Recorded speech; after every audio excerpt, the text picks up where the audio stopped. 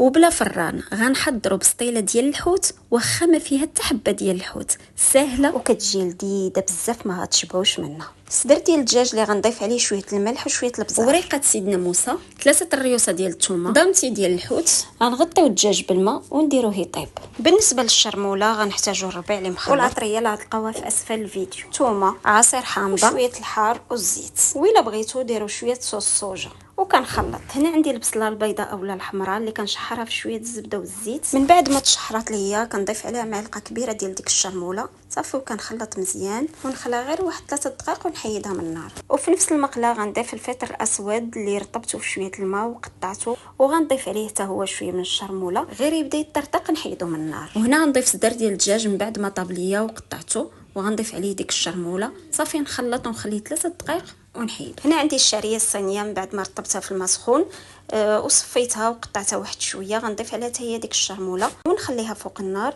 غير تبدا حتى هي كتطرطق كنحيدها صافي. من بعد كنخلط كلشي. هنا خديت المقله اللي دهنتها بالزبده وفرشت عليها 3 الوريقات ديال الفيلو، كل وحده دهنتها بالزيت اللي مخلطتها بشويه التحميره، وكندير الحشوه ديالي صافي وكنغطي البسطيله صافي. هنا ضروري كنعاودوا نلمطوها حتى ل3 الخضره، وكل ورقه كندهنها بالزيت صافي، ونديروا المقله فوق البوطه طيب. وإلا عجبتكم الوصفه ما تنسونيش من لايك، وما تنسوش باني دائما احبكم في الله.